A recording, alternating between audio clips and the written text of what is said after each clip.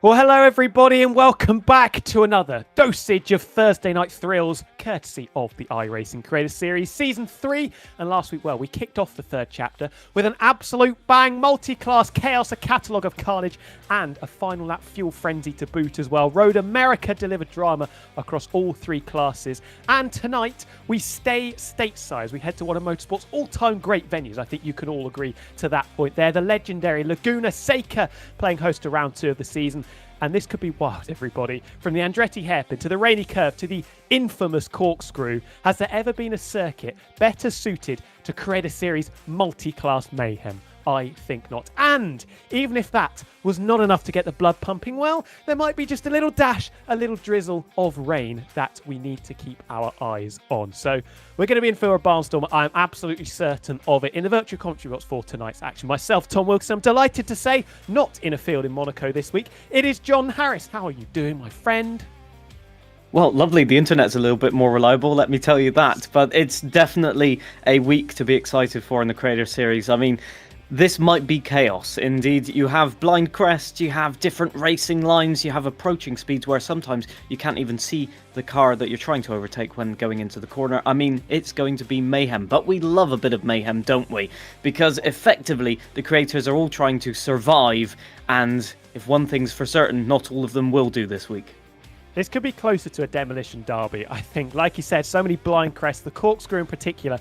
I'm so intrigued to see what happens when we see the inevitable moment where the Indy cars catch the GR86 cars through the corkscrew. That is going to be hugely exciting. Last week we were in Road America. We focused on the past. We focused on the present. Let's look at the future as well, though. The calendar for this season. Road America was so exciting. Laguna Seca promises to be equally as spiffing, I think is the best way to put it. And then we go all around the world, realistically, starting still in the United States with the Indy Road Course. Then we head over to Fuji Raceway before the special event with a cross-kart carnage before we go back to Japan with Okayama Circuit, Daytona Road, followed by Sebring, Talladega Oval, Miami Autodrome before the Long Beach Endurance special event. And then we finish where we started in the iRacing Creator Series with Monza Historic with those chicanes included. John, I mean, it's a bevy of incredible circuits, isn't it? I mean, who can forget the crash that we had at Monza Historic? That was quite possibly one of the most frightening crashes I've seen, and also the most hilarious moments at the same time.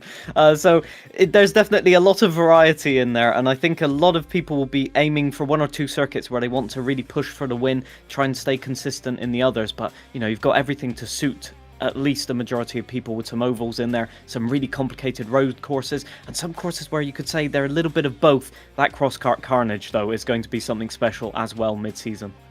100%. I think you mentioned it there. With the big spread of different circuit types we've got, it is going to pose challenges for everybody. We're going to see people come through with strengths and weaknesses throughout the season. I think we are going to see quite a lot of fluctuation in results. We're not far away from getting underway, but we do need to have a bit of a chin wag with a few drivers before we get cracking. And first of all, we're going to have a chat with Encephalosis, who is leading the team's championship, let's not forget, after a very solid result for himself, and his teammate Reska Kyoso picked up the win in the IndyCar scene. Encephalosis, I mean, I don't know how to summarise what's going to happen tonight. If we thought Road America was exciting and carnage filled, well, Laguna Seca, this could be last week times 10 times 100 maybe.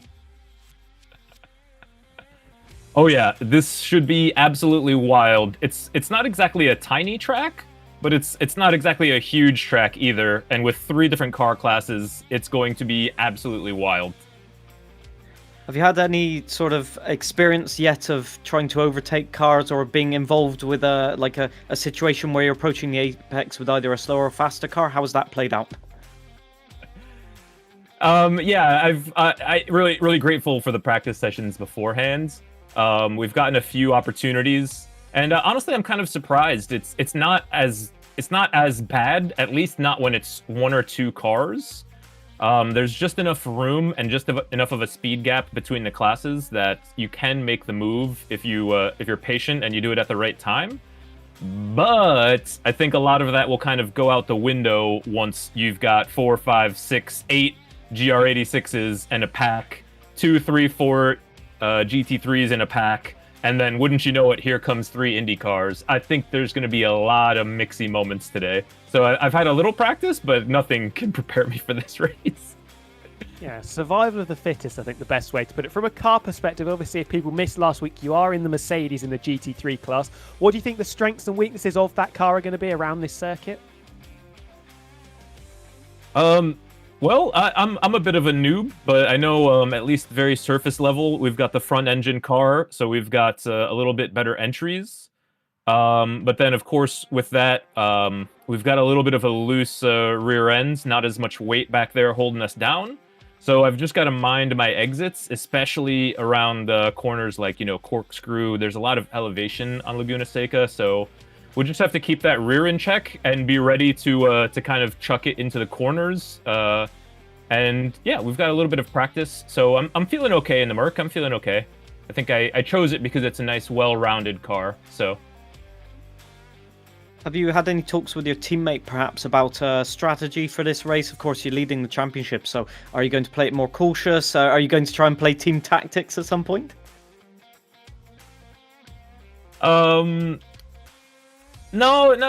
specific tactics. I think win is obviously the tactic. That's going to be the strategy we're employing here. I know Ruska was joking. We're excited for a very long season. I think we'll be going all the way till April. But then once you see that first scorecard come out, and I did a double, maybe even a triple take with my jaw on the ground when I saw us in P1. And he was joking, you almost wish that the season was a little shorter. We won't have to defend for as long. So, I got my screenshot. I'll put that on my my refrigerator so my mom can see it. But yeah, we'll try to hold it down for as long as we can. Obviously, the main goal is to have fun. And from this circuit in particular, we spoke a little bit about the car, but the track in particular, like you said, it can be very difficult in place. You've got the corkscrew, which is the big one, where especially if you're meeting GR86s, that could be quite the challenge. What are you expecting from the circuit itself and how that dynamic might unfold, especially if there may be a little bit of rain thrown in the early stages? Oh, yeah. Not going to lie, I did not practice rain. I know it's a light amount of rain that we're talking about, so hopefully that's manageable if that does happen. But yeah, the track again, it's not the tightest track in the world, but it's not huge, and especially places around the like the corkscrew, even the run up to the corkscrew. I think something that comes up a lot in multi-class that can get really sketchy is even just little S curves. Just little bits of going left then right then left, because when you're 2 wide or even 3 wide, some of those corners become almost impossible. Someone has to kind of back out just for the sake of, hey, there's not enough track coming up, or we're going to have to somehow tandem perfectly go through these S's together. So yeah, Laguna has a few of those, primarily leading up to the corkscrew. So yeah, I did get a few little side-by-sides in practice, but again, throw in IndyCar in the mix, throw in some GR86s, and you really don't know what's going to happen. Yeah, could be the definition of chaos. We wish you the best of luck. Luck, I think, is going to be important for every single driver out there. Thank you for chatting to us, and thank you. Have a great race, Ancephalosis. Hey, thank you very much. Pleasure talking to you guys. Likewise, buddy. Likewise. Well, from one interview, we are going to jump straight into the next one with Super Noodle Bagel, who is going to join us in the comms box. Super Noodle Bagel, welcome in. Last week, it's fair to say, didn't quite go to plan for yourself. How excited are you to get back out there and try and right the wrongs of 7 days ago? Yeah, excited for it to... I had PC issues, basically, last week, and I'm kind of just hoping that I won't have any this week, I guess the main way you can do that is by starting, at the front, pulling away and having nobody in front of you to cause any issues, right? Is that the part of the plan? Yeah, exactly that. I like the reverse grid, but it's a lot of pressure being basically the slowest and then right at the front. Is stressful to say the least. But I'm excited. Love to hear it. What are you expecting from the multi-class racing, catching those GR86s in particular in quite a lot of blind crests? How much are you going to have to keep your wits about you tonight?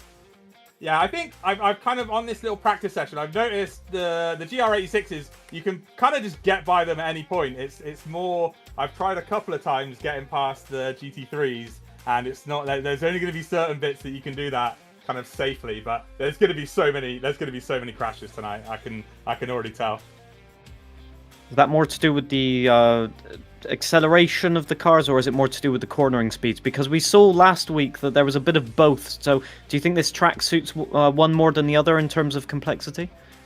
I think, yeah, I don't know. I think it's basically, especially in this car, I think if you've got a lot of control in the car, then you're able to kind of go off the line and get around cars. But for me, I struggle at the best of times. So if there's any car near me or around me, I'm going to be struggling. So I don't know. I don't know what to expect. Just try and avoid murdering anyone is my main aim. Just one final question. This is a circuit where it doesn't matter how much confidence you have, it can bite you very, very quickly and very suddenly. How are you feeling going into it? How are the practice laps being? How comfortable are you at this stage going into the race? I did a bit of practice yesterday, so I feel okay. I definitely know certain places where I need to be careful. But in general, I tend to spin a lot anyway. So I think, yeah, you're definitely, if you're on board with me, you're gonna see some drama for sure. Well, what do you know? We are on board with you. This car spun out in front of you there, so for the moment you're staying away from all of the drama. But how chaotic do you expect it to be with maybe the unsafety car also coming onto track at some point? Yeah, see, I missed that last week because the PC like sort of died, or my CPU or something. It was just struggling with the amount of cars. I sort of avoided all of the safety car stuff, so I don't really know. I guess it's hard for them all to catch back up and get in the right order. But yeah, I'm sure we'll be seeing a lot of the unsafety car tonight, that's for sure. I think we can definitely guarantee that one, especially if there's maybe a little bit of rain thrown in there. Thank you very much for talking to us, Super Noodle Bagel. We wish you the best of luck. I think luck's going to be very important for a lot of drivers tonight, considering what we're seeing. Cheers, guys. Thank you. Thank you very much. Well, one more interview to go, one that I'm sure John is going to very much enjoy after last week. Ryan at 83 joins us in the box. How stressful is this going to be, Brian? If we thought that Road America last week was carnage filled, well, we've got some very interesting parts of the circuit here where catching cars at exactly the wrong moment could give us quite the fireworks. First off, hello to you both and everyone watching. Yeah, it's going to be a fun one tonight. It is going to be absolute carnage. Laguna is a very narrow track for overtaking, especially with GR86s. It's going to be an absolute scene for everybody, but I'm sure the viewers are going to absolutely love this round tonight. It's going to be absolute carnage, and I'm looking forward to it. Maybe talk us through the IndyCar around this track. It's quite, bumpy car to drive, and the suspension isn't the same as the GT3s. So is there sort of a technical way you can get around the track or find speed around such a complex layout? If I'm going to be honest, John, no. You need to avoid that corner just there. If you hit that curb, you're done for in terms of your wing and stuff like that, as I prove another corner. These brakes as well on the fix-up are very sensitive, so you've got to be very careful on braking, especially in that downhill bit in corkscrew. But if I'm going to be honest, it's not about technical skill tonight, it's about survival is the aim of the game, and whoever survives will benefit at the end of the race. If we look at where you're starting in the class, I think you're P9 out of the 11 Indy cars that are going, or maybe a little bit further forward. How much is it going to be a game of patience in the early stage? You know, you just need to try and keep your nose clean, keep it out of trouble, because when you catch those GR86s, you don't want to be in a position where you might leave yourself a little bit caught short. Yeah, it's going to be quite interesting, as I mentioned, the... I think I just tapped the GR86 there. Yeah, it's going to be interesting. I have a strategy in mind that I'm going to probably do at the start, because the quickness of how we'll get a gain to the GR86s quite quickly is going to be very interesting. So traffic's going to be a factor, and there's going to be safety cars anyway, so clean air is probably going to be the strategy, I think, for a lot of people, because you can lose a load of time. It's like here, for example, I've just couldn't go anywhere, lost 2 seconds in the space of half a corner, so yeah, it's going to be very interesting strategies is going to happen this evening. Well, it definitely seems like you've got your work cut out for you. Sadly, we don't have more time to ask you a lot of questions. I have so many that I would want to ask you, but nothing about that front wing. But in any case, we wish you all the best, and hopefully everybody gets through turn one. Maybe not if you do that, though, Ryan. Oh, of course. Cheers, Ryan. Best of luck. I think a lot of drivers are going to need it in that one. So, practice is coming to a close. 32 seconds remaining. John, final expectations before we get ready to kickstart the action?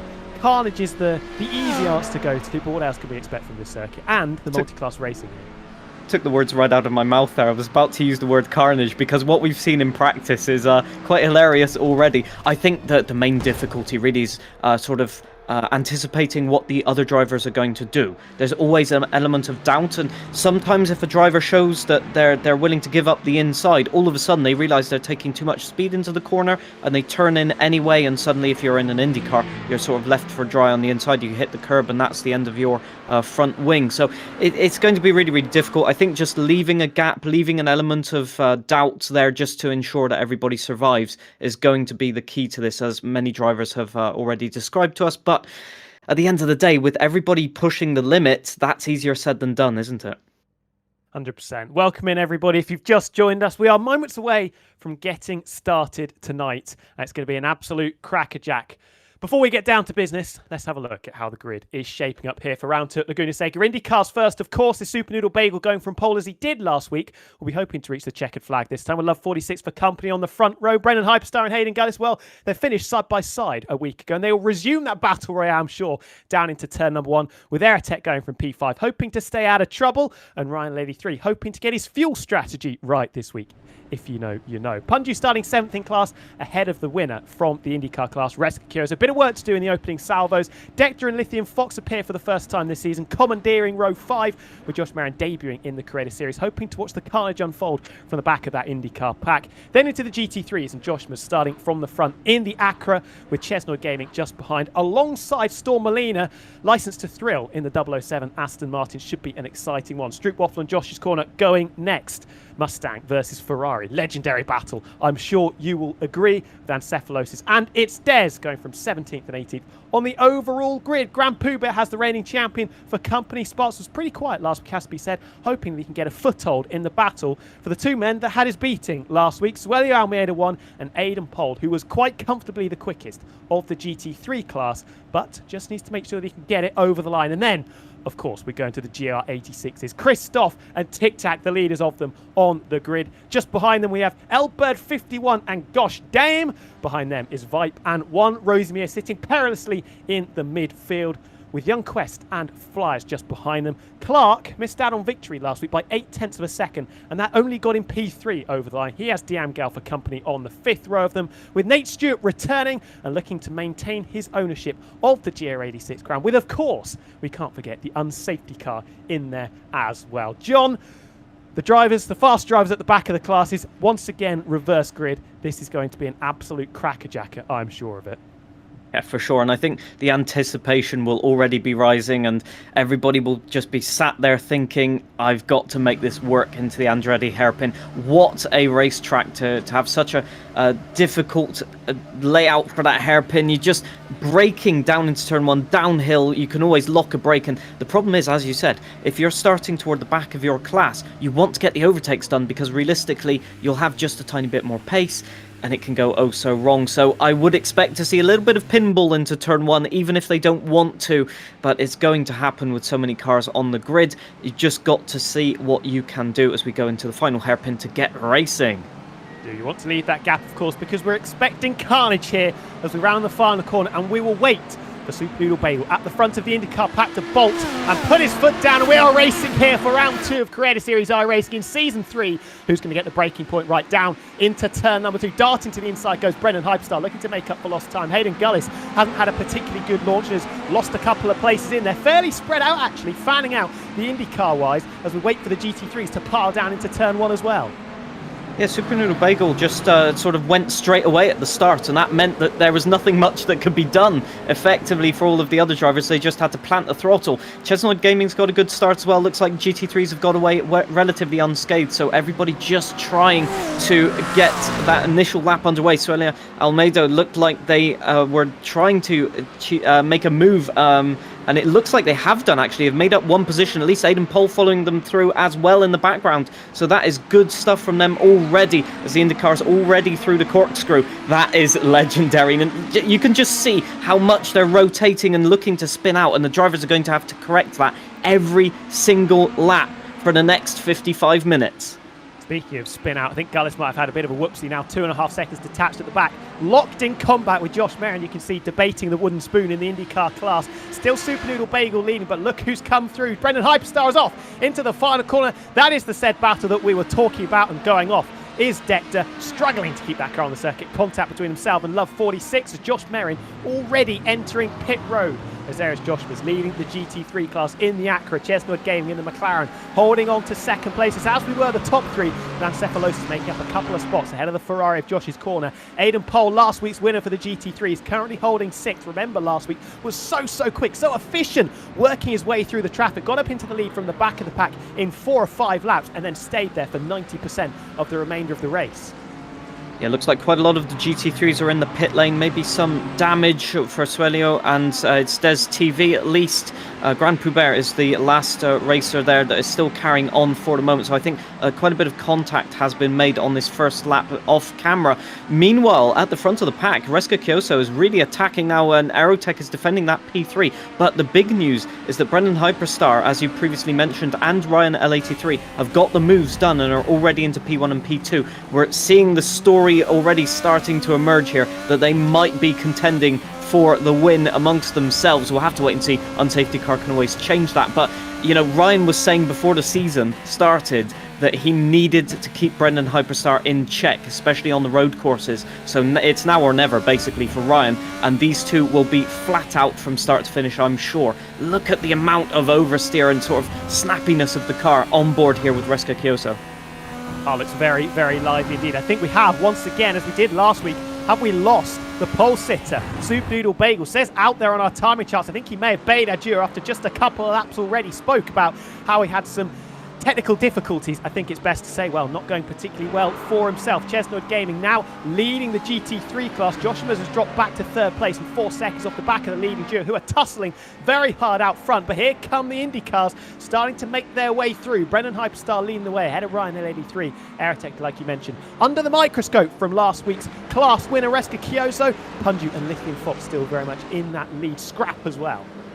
Yeah, Grand Poubert there into turn 1. Looked to have the inside, but I think Chesnoy just hung it round the outside, which is a brilliant move, to be fair, Andretti Hairpin. That's really difficult to do, to manage the braking, and you can see the speed differential of the Indy cars. That is truly terrifying, and everybody is leaving the inside at the top of the hill, just so that nobody gets collected. Meanwhile, at the front, we've got Tic Tac in P1 of the GR86 class that is now getting swarmed by Indy cars that are having to brake. Gosh Damn is in P2 with Clark P3, so Clark having a really good start here. Christoph behind, and Nate Stewart picking up that P5 for the moment. So they've made their way through all of the cars that might be struggling a little bit for pace at the start of this race. We see often there's a concertina of pace where it smooths or sort of widens. Yeah, off the road.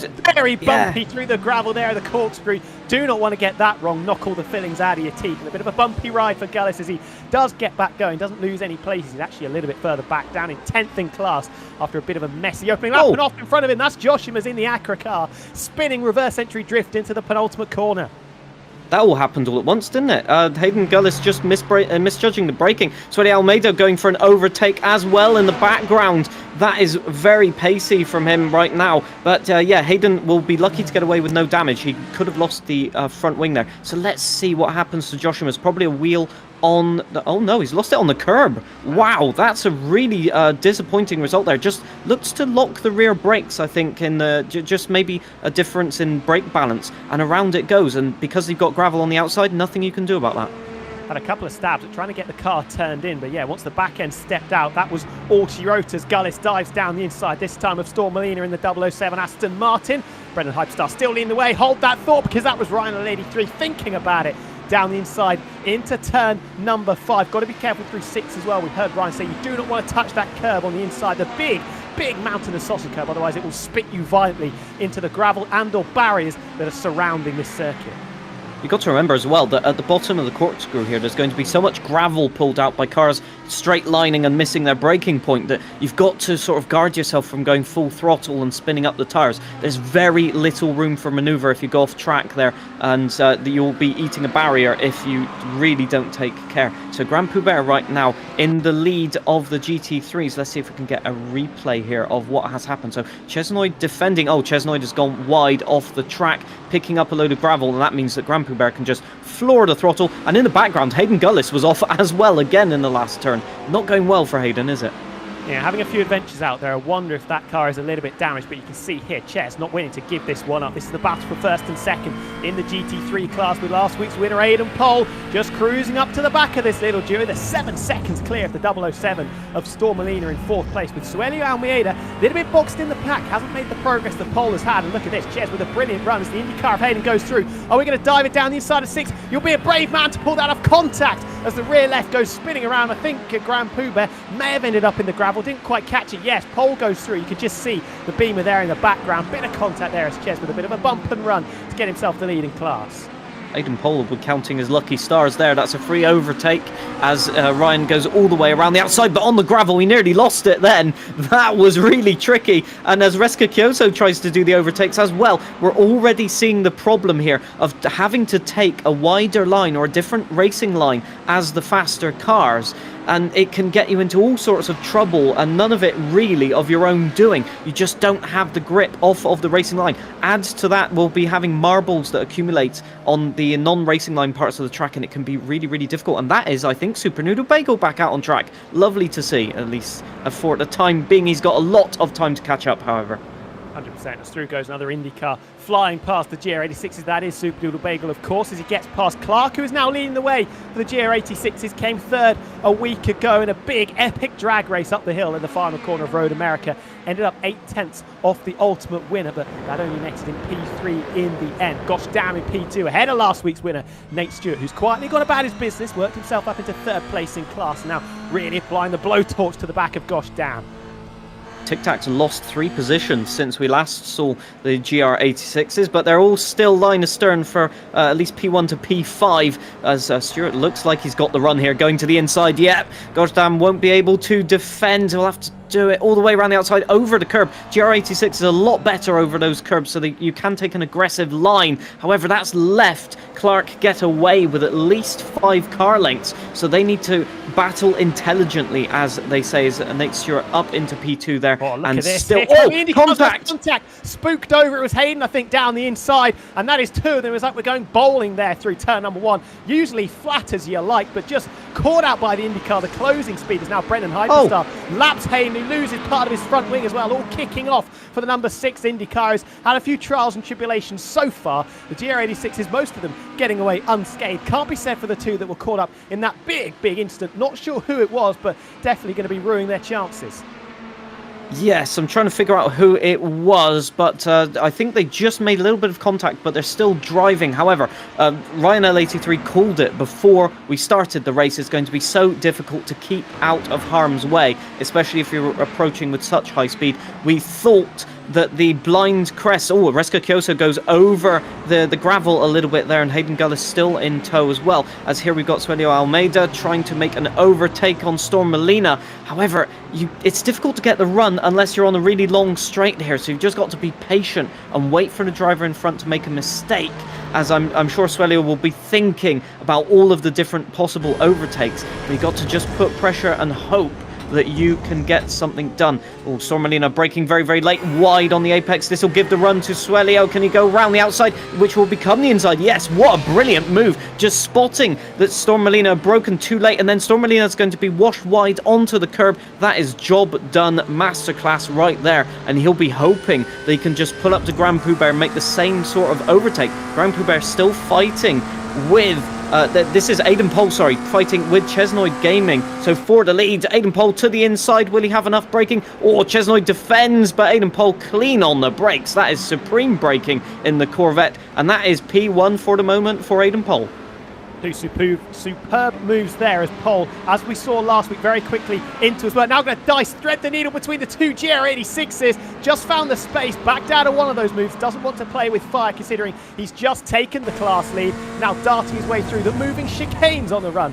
Down into turn number 5. So exciting, isn't it? Pole now leading the way once again, as he did last week, from the back on the grid in less than 10 minutes as he flies down the inside of another one into turn number 6. Chesnoid Gaming in the McLaren, relegated down to second place. Then it's Pooh Bear, then it's Almeida, and that was a brilliant move, wasn't it? Straight out of the textbook, saw the gap present itself on the left-hand side, blundered straight through it as we see Pole now. Bit of a lock-up there into the corkscrew, very easily done, of course, but has really good control out of that. And we have to say, last week he was head and shoulders above everybody else in the GT3 class from a pace perspective, and he's already put nearly 2 seconds on the head top of Ches this lap.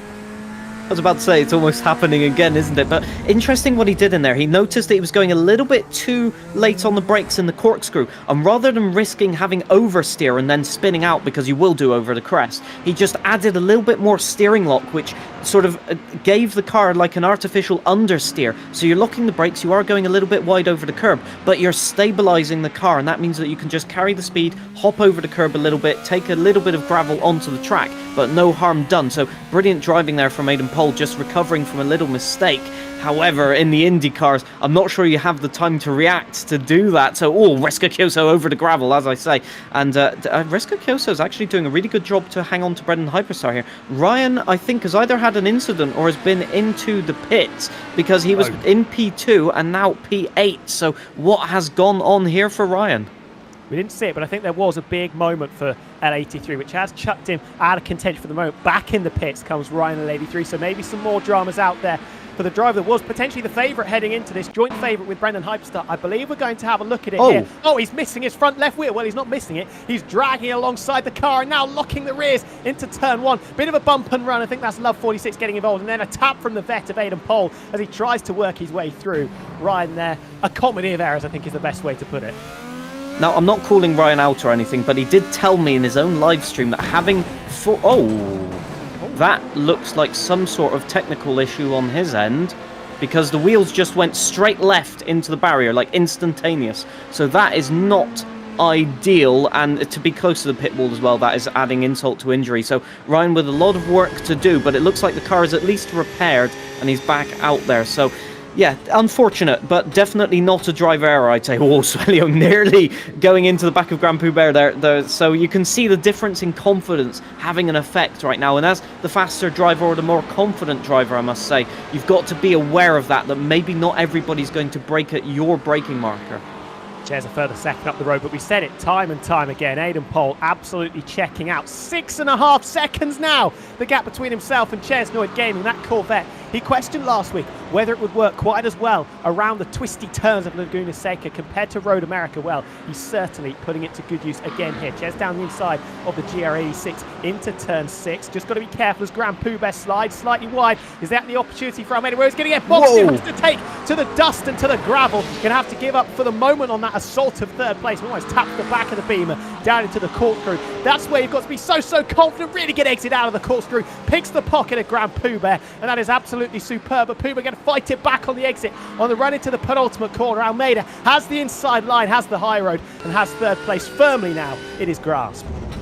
Swelio trying to be prime Mika Hakkinen there with that overtake, but it didn't really work out on the gravel. I'm not quite surprised, really. It's quite slippy once you get on at least 1 or 2 wheels onto there. You've got no turning ability whatsoever. So I think the GR86 are a little bit annoyed at some of the drivers. They're flashing their headlights, indicating that there might be a little bit of a questioning of how people are trying to do the overtakes. That is Joshua's into the back once again. So a little bit of damage coming on here, and Stroopwafel as round the outside. That was Ryan L83, supreme confidence. So obviously whatever that issue was, it was an intermittent issue, and it's not affecting his pace whatsoever. He wouldn't have the confidence to do that, but yet Stroopwafel defending still at the moment from Joshua's, and these two have been a little bit in the wars so far this race. A few mistakes happening left, right and centre, but they're still out on track. They're still putting the laps in, keeping themselves in contention. I think that Joshua's can gain confidence here and get himself back up the standings, that's for sure. Well, remember, Josh Schmidt started from pole position in the GT3 classes. Look, just stuck there underneath the rear wing of one of the GR86s is Strootwaffle, giving the opportunity for Josh Schmidt to close back. And once again with a big wobble, I wonder if there was a bit of a tap there at the rear. And yes, the GR86 comes back through, so Josh Schmidt having to cool that assault for the time being. We've already seen him off the road once. Remember that spin into the penultimate corner, a bit of a lazy spin as he had a couple of stabs at trying to get the car rotated, and that Aqua was recalcitrant, I think is the best way to put it, at trying to go in. Oh, it still is. Backwards into the gravel. Say it again, because there we go, backing into the wall. Big hit there. The rear wing stays on the car, and I think he might be able to get going again without needing a tow, or maybe not, as he tries to find first gear to get out of the mess that he's found himself in. Yeah, that looked like a lot of damage to the bumper at least. Kept the rear wing, so maybe it'll keep driving, but definitely not ideal. Yeah, he's in the pits, sadly. That is a tow. Probably broke a drive shaft or something, sadly. So that is very unfortunate. It was going oh so well, but you could see into the Andretti hairpin already. Oh, big contact here, and that is, I think, is that Aerotech taken out? Yes, it is. Aerotech has made contact, and I think Chesnoid was caught up in that as well. You can see him dropping down the order. Aerotech's going to have to pit. Hopefully he can get it back without towing, but again, a similar situation where there was some contact that happened, and they were already heading toward the barrier. Aerotech had nowhere to go, so let's see if we can have a look. So that's Swelio Almeida and Grand Poubert ahead. That's Chesnoid loses it. And Grand Poubert tries to go left, tries to go right, and then collects. Yeah, Chesnoid was just trying to get out of the way. Grand Poubert hesitated, and that's, yeah, difficult racing incident there, I think.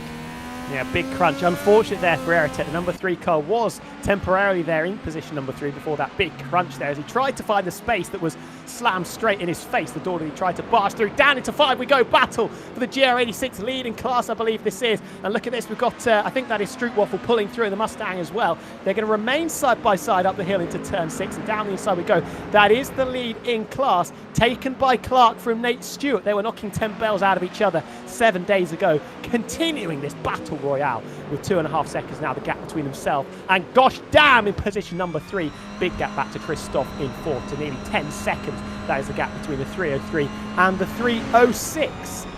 I think actually it's making it a little bit easier for everybody in terms of overtakes, although we've had quite a few contacts, haven't we? But the field of GR86 is a bit more spread out than last week, and so that means that in terms of overtake, you're not having to overtake 10 cars at a time, although we have 5 of them on screen at the moment, as we see Super Noodle Bagel about to demonstrate how to overtake the cars. Oh, in the background, I think that was goddamn nearly going for a little bit of a spin and overtake, as well as I think Nate Stewart is getting challenged here. But no, this yeah, is further back. This is Diamgo this is further back. away Yes, with it is. Tic Tac. Yes, so this is Christoph in 4th, who's managed to escape from this drama because there was a bit of a bump and run into the final corner of the hairpin, as Vike just about managed to, well, with an armful of opposite lock, keep the car pointing in the right direction. Through goes Aidan Pole on 1, 2, 3 of them. Maybe is he going to find the space on the inside? We'll have to try and divert course there as well. Hand it on a plate as Christoph runs slightly wide. I think that's Brendan Hypestar and the IndyCar ducking all over the place just behind to find the space through. Punju, yes, in fact. What a supreme confidence overtake by Punju. That was really, I'm turning and I am taking that gap. It's up for you to avoid me. It's worth pointing out that in multi-class rules, it's for the faster cars to make a safe overtake, as that is damage on, hang on, is that Josh Merrin? I think it might be a little bit of damage on the front wing there, so that's not Aerotech. Ideal. Is it? Oh yes, it is Aerotech. No, it was Josh Merrin. I was getting corrected there, but there you go. The liveries are quite similar with the purple. Everybody loves a purple livery, and I can see why. It does look supreme on an IndyCar, but from the commentary box, sometimes it's a little bit confusing. But everybody's going to pick up damage at some point. But just to finish on my point here, the slower cars are entitled to their line. As the faster car, you have to make sure you get a safe overtake done. So that's why there's maybe a misunderstanding at some points that drivers are just going for a gap that is always going to close on the apex. So we've got a debate going on in chat about which is the best looking GT3 car. Hold that thought, because the battle continues to rage on between Clark and Stewart. Look at the closing speed, blasting round the outside into turn number 1. Hayden Gullis is going to find himself ulted in here and boxed in behind the leaders in class for the GR86s, and lose touch to the group in front as the vet of Aidan Pole is it outside, it's inside into turn number 3, gets past one of them, although turning in slightly aggressively there is Nate Stewart. Look at the power out. What an exit, as he can now absolutely soldier past Clark to get ahead of the lead GR86s. Yeah, I'd say the main difficulty, if you've ever raced multi-class, do not understand the closing speed on the brakes until you've experienced it. Because in an IndyCar, you can brake, well, you can approach the corner faster, you have the downforce, you can brake later, and you can brake more intensely as well in terms of trail braking, as Ancephalosys nearly goes for a spin. Sparks was nearly saying that position is mine for the top 5, but not quite. As you can see, he did anticipate, did Ancephalosys, that the car might be a little bit unstable, but maybe not to this amount. Let's look at the amount of brakes he's having to put on, and Sparks could have a move here. The slipstream will be in effect, but here comes, I think that is Brendan Hyperstar. Won't go for the overtake, but Sparks will. Up the inside, Aerotech just getting on the dirty line a little bit, and that is a clean overtake from Sparks right there. That's how to do it. Just pressure your opponent into a mistake. Exit stage left there for Ancephalosys as the reigning champion flew on through, and only 8 seconds now off the back of Chesney again, and that was comfortably over 10 at one point after Sparks had a few trials and tribulations on the opening lap. We're nearly at a third distance, and in the IndyCar classes, Brendan Hyperstar still leading the way to the tune of just under 3 seconds. Big gap then back to Punju in third, and Lithium Fox, who has very quietly gone about their business and very efficiently as well to get up into P4 from 10th on the grid for the IndyCars. Josh Merrin with that little bit of damage ahead of Dector. Hayden Gullis has very much been in the wars. He's 18 seconds off the back of Aerotech. Ryan Lady 3, Love 46, and Super Noodle Bagel, who has had some significant technical difficulties. Aidan Pohl, the gap out in front between himself and now Suelio Almeida, who's made their way up into second place, is 10 seconds. Pohl just catching cars at the wrong time, but doing a really good job of threading the needle and getting that Corvette through without any damage. Storm Molina, 007, Aston Martin in third place. Chesney again dropping back after running in second for the majority of the opening third and the opening stanza of this race before a bit of a wobble and a bit of contact with a couple of GT3s and a couple of Indy cars as well. Just dropped him further back, and now he's got the reigning champion of Sparks. I think very much Brendan Hyperstar. Brendan Hyperstar, sorry to interrupt. I've seen that he's dropped to P2 and he is possibly stationary because he has lost a lot of time, just lost 5 seconds to Reska Kyoso, who has now taken the lead. I do apologise for interrupting there, Tom, but that is a move for the race lead. Let's see what happened here. What has gone on with Brendan Hyperstar? So just overtaking some cars, clearly in the lead right now, onto the curb, and not really seeing anything that could happen at the moment. But I'm definitely saying it's definitely going to be possibly some sort of contact, or could it be into the pits but it hasn't registered? I'm not quite sure, but I think something has gone on. I think it's well, we're hearing that it might be an internet issue as Reska Kyoso making their way down pit road for the first time. Brendan Hyperstar, we think, is back and also into the pits. But yeah, that's a disappointing one because he was so far in front, wasn't he? He looked really, really comfortable, was just eking that gap out over 3 seconds. And yeah, has fallen foul of either a little bit of a connection issue or a mistake on his part. All of the top 4 into the pits for the first time this evening. Dector also hasn't been down pit road yet in P5, though that might not be coming too far in the future. Aerotech, Hayden Gullis, Ryan Lady 3, all of them have had various trials and tribulations. Josh Merrin has just recently been through the pits as well to get on the Red Stripe alternate tyres. We'll see how he can make them work. He was looking pretty speedy at one stage as well before just chipping off part of his front wing and losing that little bit of front downforce that you really need around this circuit. Yeah, it's so crucial, especially with some of the corners that are either a little bit off camber or over a crest. You need all of that downforce to maintain turning ability. It goes without saying. So a lot of, in fact, all of the Indy cars coming into the pits, I think they've just run their fuel tanks dry, and it's quite a difficult pit entry, isn't it? If you lock up, you're going straight into the tyre bundle there, but also you can get a speeding penalty also. So it's good to see that Brendan Hyperstar is still in the race, 11 seconds down though, so he has a lot of time to catch up. And I was about to say before that, the Reska Kyoso was actually closing the gap even before that, so we were set for a battle. We'll have to wait and see. So again, everybody in a little bit of argy-bargy for the moment, as here we go. I think this is with Clark and Nate Stewart once again. Can Stewart go up the inside? No, because there's a Chesnoid Gaming on the inside, and that suits Clark because he can defend once again. But these two are clearly a step ahead in terms of pace, as Gosh Damn and Tic Tac have been dropped now from this lead battle to the tune of 11 seconds. That is a turn of performance that I did not expect, but these two will be hoping that they can keep this battle right until the end, and they hope that nobody will collect them. It is possible after all, but if it carries on like this, we will have another grandstand finish, and I'm all for it.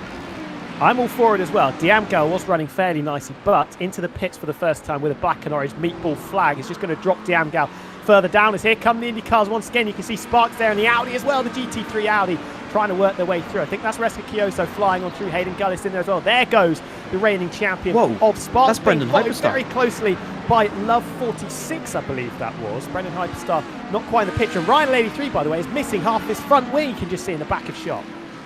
Yeah, indeed, you are correct. That was Love 46. Yeah, the liveries again, as you can see, quite similar. But yeah, I was exclaiming because I thought he'd already caught. So he's catching by a couple of tenths, about the tune of about 8/10 of a second, according to my calculations this lap. So Brendan Hyperstar on the move, as they say. But for Ryan, it goes from bad to worse, doesn't he? Sat P8 at the moment, and that broken front wing once again. I think whether it's been contact or whether it's just losing it on a curb like he suggested could happen, we'll have to wait and see. But yeah, it's not Ryan's race today, and I must admit this is probably one of the tracks that suits him the most, so he'll be more disappointed, I think, as we're on board with Punju here. Let's see. Watching corkscrew.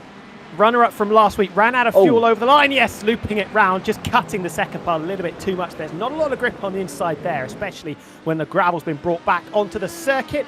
That is 10 plus seconds lost there for Punji, who was running nicely in third position in class, but just losing a couple of places there. As this is Des going around the outside of a GR86 into turn number one. Bit of a quiet time for Des, although losing the back end there through two and looping that Aston Martin half round. And a little bit of a whoopsie there, the best way to summarise it. So close to Formula Drift. It was 9 out of 10, just the last moment where he kind of just ran out of grip onto the marbles. And here we go with a battle. Let's see, this is, I think I'm correct in saying that this might be Josh Merrin. But yes, it is indeed Josh Merrin that we are on board with. Very few cues on livery. I could have seen it. It's just above the steering wheel, actually. But you can see how much you have to attack the circuit in the IndyCar to get any speed out of it. And this kind of aggressive driving, you're leaving yourself very little margin for error. A little bump or just a little snap of oversteer or indeed understeer at some point, and you can just go flying off the track. So add to that cars that you have to overtake, and you really have to have your wits about you. Sometimes it can just get a little bit too much pressure, and that's when you make a tiny mistake. And I think what happened for Punju, by the way, is he got one wheel, or the rear wheels, over the dirt, and it just spun him out because of the differential, just didn't want to apply the power correctly, and then it was a very swift spin. Sueli Almeida there just in P2 trying to track down Aidan Pohl, but at the moment Aidan Pohl is increasing the gap. I mean, we've seen Porsche versus the Corvette around here. It didn't end well last time, so I'm hoping that if they do come to close blows that it just ends up in a huge battle.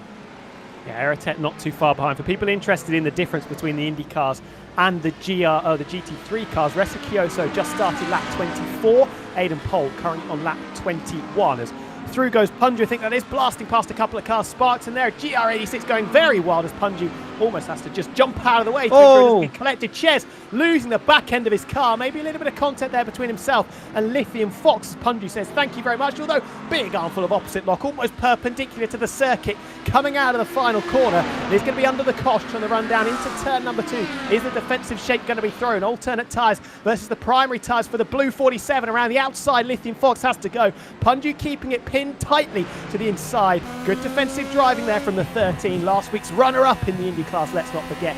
Keeping that third place in his grasp. The Lithium Fox, I think, definitely had a bit of a coming together there with Chesno game in the final couple of corners. Oh, poor run there for Punju. Sorry, just to come back to this one because that's going to leave him under pressure. Diving back down the inside we go. The Lithium Fox will take back that third place. Or will they? Because Punju keeps it pinned around the outside. Not going to back down without a fight.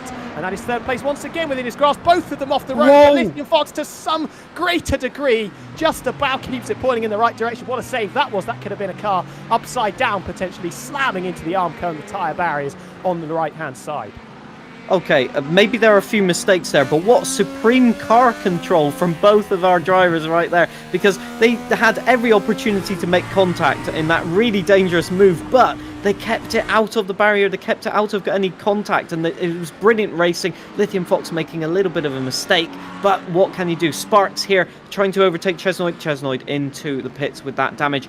Some debris was on track as well, so I'm glad that everybody got away with that unscathed. Well, Chesnoid didn't, but yeah, nobody else involved as far as I could see in that contact. Sparks is having kind of a questionable race here. I mean, the pace is there, but there's obviously a couple of mistakes creeping in, and So that must be frustrating from their point of view, because they could be battling with Stormalina, for example. They are closing the gap slowly but surely. There's a lot of time left in the race as Hayden Gullis there, very slow, out of the Andretti hairpin. Or as that is the reason. Safety car deployed. Well. We thought it was going to come much earlier, this, but for the first time, the unsafety car will be deployed as Reska Kyoso, the IndyCar class leader, dives into pit road, as we are going to see the unsafety car make its first appearance of the night just before we reach half distance. And you can see there, the man piloting it is, of course, Scotty Designs, by the way, but almost might just get caught out here by Ches coming out of the pits after he's had his rear bumper repaired, no doubt. Brendan Hyperstar also in. This is an opportunity for a lot of drivers to pick up a free pit stop. Remember last week, though, we had a late unsafety car deployed. A lot of drivers were caught short by that. They were short fueled and had to make a splash and dash in and around the last 4 or 5 laps of the race, and that was what allowed Reska Kyoso, allowed Punju to come through, finish first and second, caught out Gullis, caught out Hyperstar, caught out Ryan 83. They've got to make sure they keep that in the back of their minds.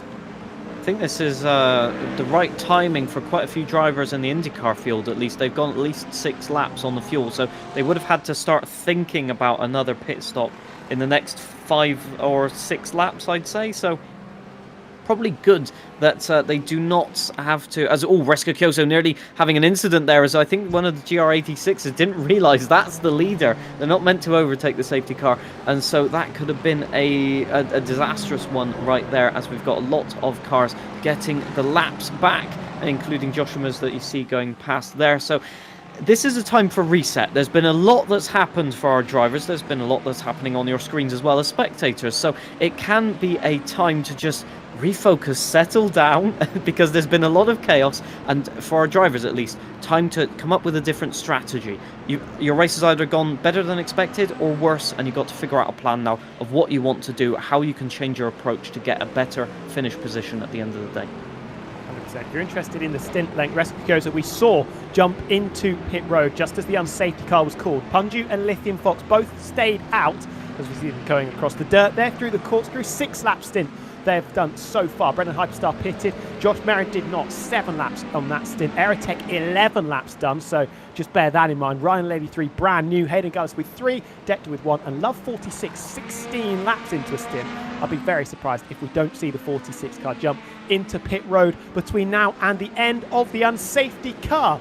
Aidan Pohl in the GT3 class. Different week, same old story for the 12 car. The vet running very, very nicely indeed. Looked so comfortable. Once he worked his way through the pack, which, let's be honest, did not take very long, got himself into the leading class and did not look back. Suelio Almeida eventually working their way up into second place, with Storm Molina in the 007 Aston Martin third in class, as Aerotech jumping into pit road along with Lithium Fox. So those are the drivers that had a decent whack on their tyres and on their fuel that they've been on. So it is just Punju and Josh Merrin who have stayed out at the moment, that haven't elected to box under this unsafety car. Yeah, very interesting idea to not go into the pits for at least Punju, because he's on lap 7 of his stint, so that's going to leave him compromised. I guess Punju is arguing that safety cars lead, or unsafety cars lead to more unsafety cars. So it's possible that that can happen. We've said it so many times on so many different broadcasts, and it remains true that when you concertina up everybody together, it just breeds overtakes that are just not on, as we've got a car into the gravel there. Well, I'm not exactly sure who that was. I didn't catch a glimpse. I think it was a Lamborghini. I am not 100% sure who it was either. It was very difficult just to flash there. Aerotech coming out of pit road in position number 6, crucially ahead of Ryan L83, ahead of Hayden Gullis as well. Yes, Des TV, who had a little bit of a whoopsie, not for the first time. We saw a few laps ago going through turn 2, just losing the back of that Lamborghini, and a bit of a half spin costing him 5 to 10 seconds there. As we wait for everybody to queue up, we are at half distance, everybody. Hopefully you've enjoyed the carnage that we've seen ensue in the first 27 laps or so. Get your predictions in. Who's going to win the IndyCar class? Who's going to win the GT3 class as well? Very much up in the air. Aidan Pohl has had the pace advantage in the GT3 class in that beautiful Corvette. For the Indy class, a little bit more all over the place. Last week's winner, Reska Kyoso, currently leading the way and has done for the last 5 or 6 laps, but we've still got Brendan Hyperstar now brought back into play. The same with Ryan 83 and Hayden Gullis, and they could very much work their way through in the second half of this race. Yeah, for sure. There's a lot of incidents or indeed drama that is going to happen. We're going to see a lot of overtakes right now until the end of the race. Effectively, sort of resetting the race at half distance is going to be quite good for a lot of our drivers, as I think they've just been, I wouldn't say overstimulated, but they've had a lot to deal with, as I said previously. And so as you rejoin the back of the pack here, you'll be thinking to yourself, finally, I have a chance to fight back. And for people like Hayden Gullis, who we have on our screen right now, it will be an opportunity to demonstrate the pace that we know that they have. But they've been involved in incidents as they're trying to get back into the pit lane, as it seems for another pit stop. I thought they'd already been in the pits. No, stint, lap 5 of this stint. So Hayden deciding to go for a very late pit stop. He'll have to speed up to join the back of the pack once again. So as you see, all of the classes are getting sorted out for the moment. Aidan Pole just hanging back a little bit, but in theory, all of the car classes should line up with the GR86s at the back, the GT3s in the middle, and all of the IndyCars at the front, so that we can go green flag racing again, possibly next lap. As you can see, everybody is now sort of in their correct positions. Next lap might be wishful thinking. We'll have to wait and see. People Always are optimistic. close there as the Mercedes van Cephalosis decides to take a little skirmish through the gravel to let the Mustang through. And now I think we're going to be re-overtaken as Hayden Gullis emerges once again at the back of the IndyCar group. Pitted just a couple of laps before the unsafety car was called, to be fair. So wasn't massively disadvantaged, but does, as has all of the 7 drivers in front, strapped on the red striped alternate tyres. So keep an eye on that one, with the 2 behind of Dector and Love 46 on the primary grey stripe one. Love 46 still hasn't boxed under this unsafety car. 19 lap stint so far, so an interesting one there. Super Noodle Bagel is still in the running as well, albeit 4 laps down after some more technical difficulties. Has pitted under this unsafety car, I believe, and is running the red striped alternate tyres as well. Yeah, it's an interesting one on the tyre strategy. I expected everyone to be taking the softer compound tyres, the red wall tyres. And so, yeah, a lot of people may be going for the harder compound just with the amount they're having to push in terms of overtakes. Maybe they're overheating the tyres and they think that they can get a little better performance. But it's really difficult to know, really. The driver will know the balance, they'll be comfortable with the tyres, and it does look like the softer compound is working a little bit better. And especially with all the gravel on track, you want as much grip as possible, even if they are slightly overheating toward the end of the stint, because at the end of the day, if you have less grip, you're more likely to make a mistake as well. Lithium Fox has had a good race so far. I think they've just been involved in a bit too many tussles of overtakes, let's say. But it's definitely a demonstration of their pace and performance that we saw already last season, to be fair.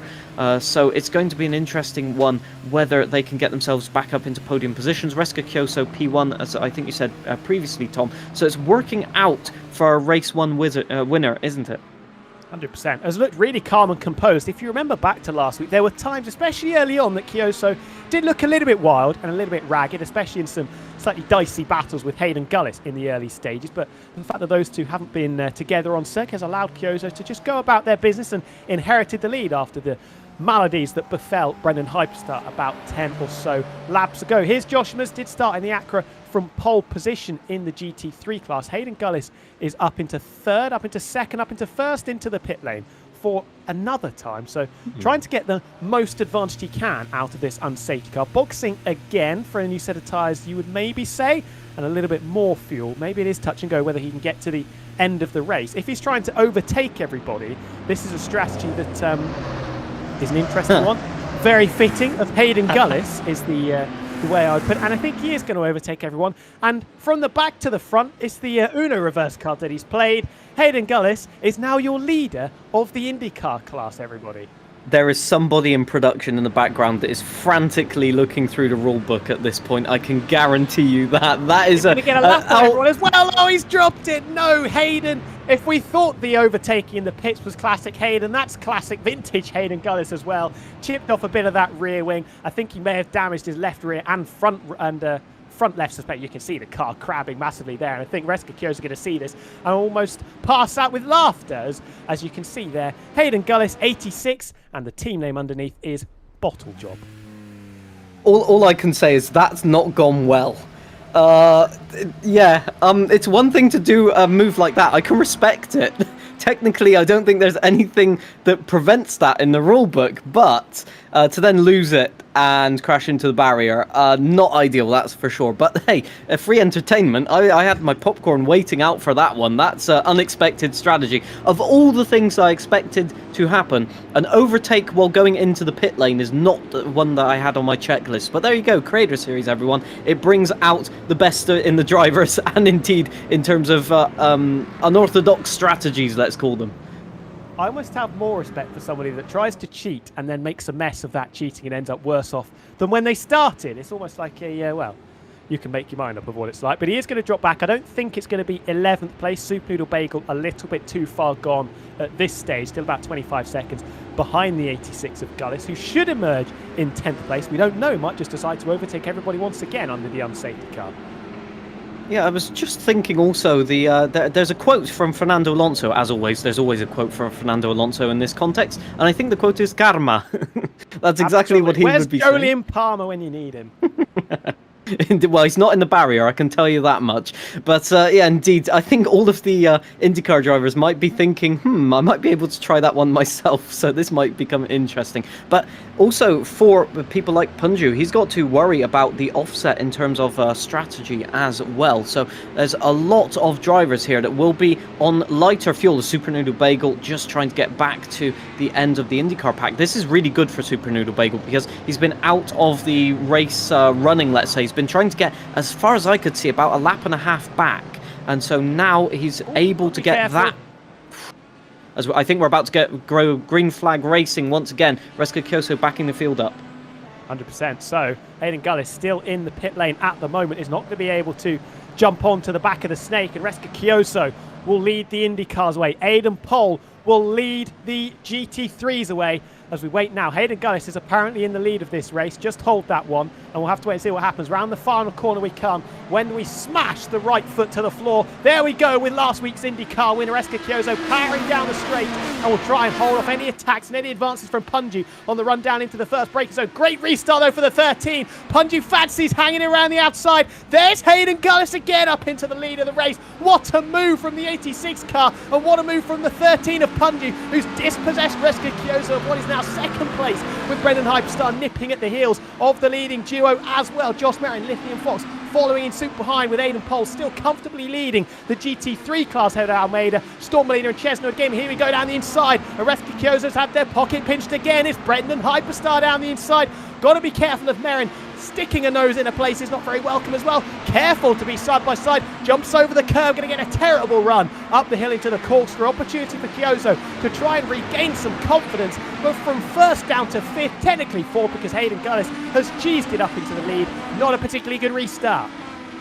Hayden, he can't keep getting away with this, but he's about to get overtaken by Punju, who takes the race lead. Brendan Hyperstar will probably follow, as I think maybe Hayden having a little bit of problems warming up the tyres, that's for sure. But Punju straight off as well, and Hayden has to take avoiding action. Brendan Hyperstar goes all the way into the lead. Josh Merrin now fighting for that first place. Is going to be very late braking down into turn one. Brendan Hyperstar defending aggressively the inside. Punju nearly made it all the way around the outside. Josh Merrin had nowhere to go, and Hayden Gullis really struggling to get the tyres warmed up. Reska Kyoso to the inside. I think Hayden may be atoning for his previous trials, let's say, by letting everybody pass. Reska Kyoso is through now. Ryan L83 will try and get the jump as well. But what a restart. Everybody getting off to a pretty clean start, I must say. It's good to see, and we will have to wait and see who has the pace now when the tyres get fully up to temperature. Gullis dropped behind Ryan L83. Josh Merrin could very much be the dark horse there. If you remember, if you're watching the first 30 laps, he was just secretly setting fastest lap after fastest lap, and can now try and apply the blowtorch to Hyperstar as best as possible. Punju's still right in the thick of this battle as well, with Kyoso a further 9/10 per second back. A wall of understeer through the third last corner. You can see Josh Merrin cranking on the steering lock, trying to get the front end of his 53 IndyCar to bite as best as it possibly can and keep tabs on Hyperstar in front, whilst maintaining the gap to a very feisty looking Punju behind.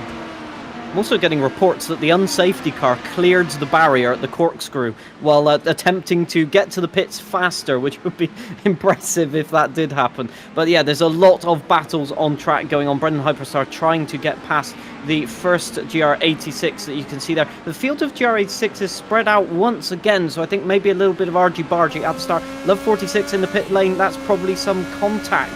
As far as I can see, although it still says that they're out on track. We go with Merrin. Got to be careful of the GR86s. There was a chance there for Josh Merrin, who was brave under braking, but Hyperstar had the advantage of not getting bolted in behind. Punju closes up to the back of the 53 car as well. Merrin clearly laying his cards down on the table. He just laid them at the wrong part of the table. Now Punju surely not to the outside of the corkscrew. That would be unwise. I think the best way to put it, you can see the rear end of the car's really slippery. Just about keeps it pointing in the right direction. Punju. Not a great run from Hyperstar. Not troubling the apex there, and that allows Merrin to get right back on the tail of the 10 car with Reska Kyoso finally with some temperature in their tyres back underneath the rear wing. A gaggle of cars into the final corner. GR86 on the inside. Reska Kyoso trying to pick up the pieces as Punju was caught behind them. Still flashing through they go. Super Noodle Bagel a lap down into the back of the GR86. Big calamity. Hyperstar off, Merrin off, Kyoso caught up in it as well. That has wiped out the front of all of the IndyCars, sadly, and that might mean that people like Aerotech can get into P3, and that is an unsafety car called once again. As you can see, Brendan Hyperstar crabbing there straight away. So let's see, on board with Josh Merrin right now, you'll see Brendan Hyperstar go for a gap, and it just closes. Oh, he tries to go to the inside, and then Josh Merrin gets collected. Brendan Hyperstar gets damage off of the wall, and I think just loses steering ability. That's so unfortunate, and it's just a case of trying to go for a gap, because you have to. If you brake, you lose too much speed, but in this instance, it's cost them way more than it would have if they just backed out of it. Yeah, that was always going to happen. When we saw this into the final corner, Super Noodle Bagel in there, a lap down, trying to just thread the needle, pick their way through. Reska Kyoso wasn't actually caught up in that. I thought I saw the yellow there into the wall and then into the back. A little bit unfortunate there for Hyperstar. A little bit clumsy there for Josh Merrin. Both of them with big damage. It was Super Noodle Bagel that was caught up in it as well. Gives the lead of the race to Punju. Reska Kyoso second. Ryan Lady through. Be happy he didn't get the best of restarts, because now he finds himself residing in third position ahead of Aerotech Dector and Hayden Gullis.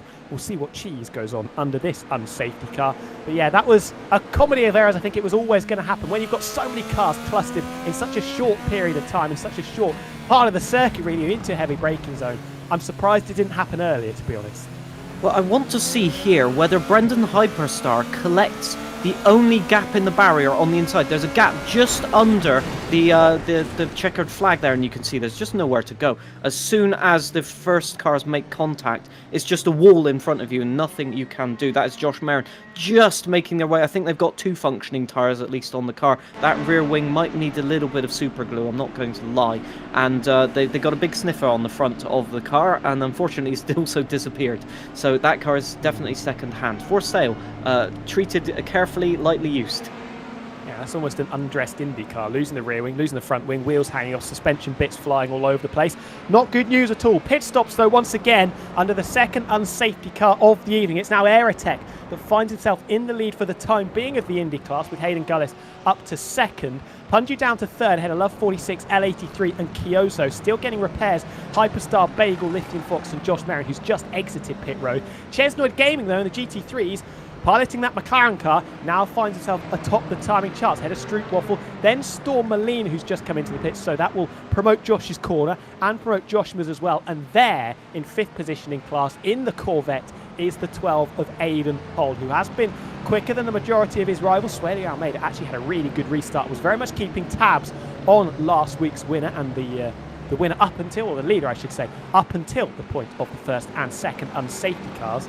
But got to now work his way through the pack, and if you were watching earlier on, well, Aidan Holt is pretty much the master of working his way through the GT3 classes. Yeah, he's definitely really good in terms of getting those overtakes done. I think it's just a case of being able to brake a meter later than everyone else. It just opens up opportunities to maybe send one down the inside and not lose all of a corner's worth of pace, which can be 1 or 2 seconds depending on how much you have to brake. A lot of cars into the pits, that's to be expected. Everybody that didn't pit under the last safety car, and for once Hayden Gullis is actually doing a pit stop rather than driving through the pits, they'll take the opportunity to get some new tyres on and maybe just repair any little bit of damage they might have collected. At this point, it's all down to just confidence in the car. If you think that you can gain a little bit more confidence by pitting for a fresh set of tyres, you're going to do that, because there's a lot of this race still to go. 100%. Kyoso into the pits again. That promotes Merrin up to 5th, Decter to 4th, L83, Ryan L83 to 3rd. Punju reclaims the lead of the race for now. We'll see what the order is when everybody filters out of pit road. And you can see them there just trying to find out the positions they're in. Decter potentially there ahead of Aerotech, who's just emerged in the 3 car. There's Merrin behind. I think Aerotech might just be ahead. No, they are going to trade places once again with Kyoso, Gullis and Hyperstar following behind them. Was that Merrin off the road? No, it's Aerotech off the road. I'm not exactly sure what happens there, but he's left 2 places now. There's a Super Noodle Bagel who's still a lap down as far as I can see, just getting that lap back. So we might be able to see. Let's see this from another instance. And yeah, it does clip the wall, does Brendan Hyperstar, and you can see everybody collecting the GR86, who then goes backwards down the road, although he's got a wheel that's missing. I must say, that's commendable driving, just trying to keep the wheel straight so he doesn't get collected or collect anybody more in that incident. So yeah, lovely driving, but then again, you've been collected. There's not much more you can do in that situation. Yeah, unfortunate definitely for Brendan Hyperstar. You could just see the barrier there. That little bit of white that sticks out is what caught him out. He went for the smallest gap. It was millimetrically perfect to fit in IndyCars. Through they go. Hyperstar to the right, and straight into the back we go with Merrin, and that is where the big concertina and the big bundle into the barriers with the 3 IndyCars and the GR86s went. And unfortunately, like we said, for Hyperstar to just find himself trying to barge his way through a door that was closing all the time, and then when it did close, he still had his foot in the door. Well, the more I look at that, I'm thinking Josh Merrin just kept his foot in, even though there was 2 cars and no gap as well. I mean, obviously, you hope until the last seconds that a gap will appear, that they will spot you in the mirrors and move across. They don't have to. And the problem is, when you anticipate that something's going to happen, and it doesn't, and all of a sudden you don't have enough time to apply the brakes, that is exactly what happens. So I think perhaps a miscalculation trying to get or keep in the slipstream of Brendan Hyperstar, and they've both taken themselves out of the race, basically. And then anybody else that was involved in it was unfortunate to get collected as well. But yeah, the GR86 is doing their job as a, well, efficient barrier against IndyCars, apparently. If in doubt, keep it absolutely flat out. That is the way that Josh Merrin went about it. I think he was just so committed to what he was doing, found himself with absolutely nowhere to go, and then just ploughed into the back of the GR86 there, picked up a lot of damage. Maybe knowing that an unsafety car was called, maybe he saw that Hyperstar had his front left car, I think it was, almost ripped from the car, and just deciding, well, there's absolutely nothing I can do. I'm just going to shoot a few fireworks up in the air as I cause this massive little bit of carnage. Hayden into the pits, Bagel into the pits, Strootwaffle into the pits for the GT3 cars as well. Still these Punju out there in the lead for the Indy cars, but here we go again. Is this going to be Hayden Gullis trying to pull his old faithful, old reliable trick to pick up some free spots? Aerotech, though, has found himself in front of the 86 car, so we'll see where they filter out for the second time in as many laps. So I think Aerotech still at the back. Yeah, Brendan Hyperstar still has really got caught out in these positions. Sorry to interrupt you there, Tom, but I think Aerotech put on the brakes to make sure that Hayden couldn't repeat what he did. So we've got probably 16 laps to go. If we get going on this lap, we'll see what happens to the unsafety car, whether it's thrown into the abyss and into the tyre barriers and try and reach the pit lane from the top of the corkscrew on this lap. Scotty Designs with his second attempt at doing so. Super Noodle Bagel still in the pit lane, as we do see the unsafety car start to create a little bit of a gap to the Indy cars. I think that is just signalling to us that this will be go time, and we will be running with 16 of 52 laps remaining. Punju leading for the IndyCars. Joshimas started from pole position, found himself in last not too long afterwards in the GT3s. Now back up into first position with Aidan Polt and Sueli Almeida head and shoulders above everybody else in the GT3 class for company. Here we go though with a magic trick. Ready? This unsafety car is just going to completely disappear in front of your eyes. Ready? Bang! Into the wall we go, flipping a number of times. That's a 10 if I've ever seen it on the diving scale. And then out of thin air, we just disappear like that. With the click of a finger, we're gone and we're back in the pits. And we're back on board with Punju. Yep, the unsafety car definitely hit 88 miles per hour, and that's what happens. And so there you go, out of the equation. But I have to say, 10 out of 10 performance on the pirouetting. I've never seen a hypercar do that. You know, if that was an Olympics, that would be a gold medal right there. Nobody else would compete after that. As Punju gets ready for the restart, Love 46 really wants to get a move on as well, as Ryan is also back in the mix to get a good position. So we're going to have that concertina in IndyCar, because a lot of the faster drivers are at the back of the pack right now. Let's see how contact Punju at the back. There's a handles car this. off. Missing a little bit of front wing as well. Maybe it's Aerotech caught up in that, or potentially, yes, Aerotech off the road.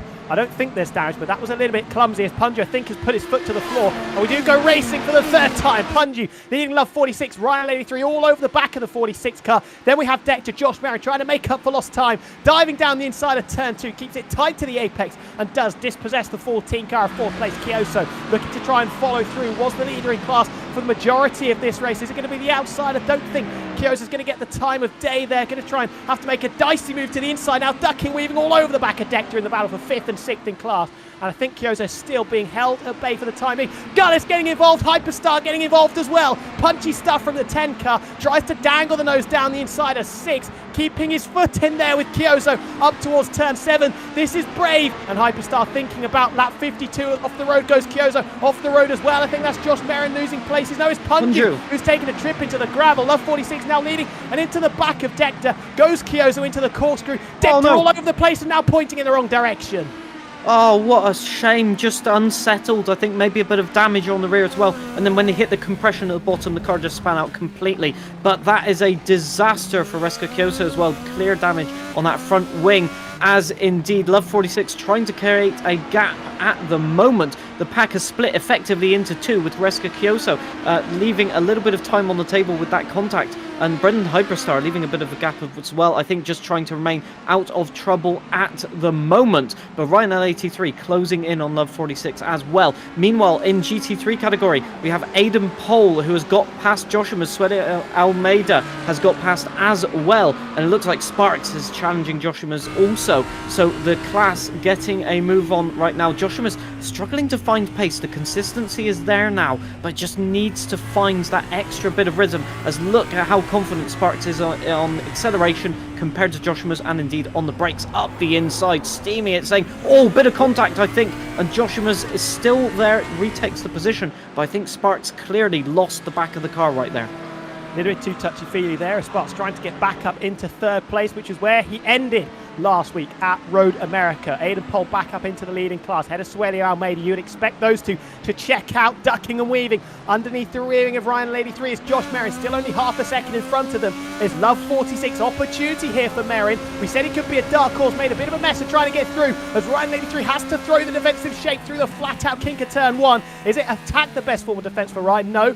Thought about it maybe to the inside to nab the lead of the race from Love 46, to keep Merrin in his back pocket. Fastest lap of the race. Purple lap punched in for Merrin as well, looking so confident, wrestling that IndyCar through the first couple of corners. Off the road again goes Punju for the second time in as many laps, and Lithium Fox says thank you very much, lapping that one up on a silver platter. But the favour might be returned as Punju dangles the nose down the inside. They're going to get bulked in, and it's Lithium Fox that comes off second best, caught behind the GR86. It was an intelligent pass there from Punju. He saw the car in front and that Lithium Fox was going to get boxed in, and that is Hayden Gullis trying to get the overtake done as well. It's worth noting as well that Love 46, although they're in the lead, they're also using their push to pass to maintain the lead via extra horsepower on the straights. Oh, yoy, up the inside.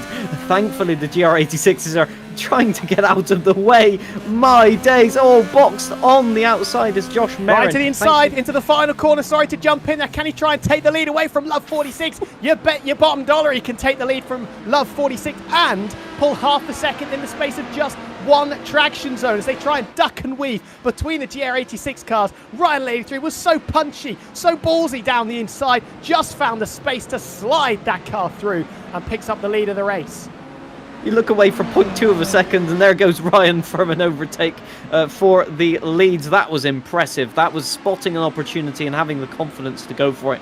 and that is what makes the difference at the end of the day. But Love 46 in a bit of a difficult situation because they've only got, as far as I can see, 40 seconds of their push to pass remaining, so they're going to have to be quite conservative, and it won't allow them to defend, as once again Sparks up the inside of Joshima's right now. It looks like this might be a clean overtake.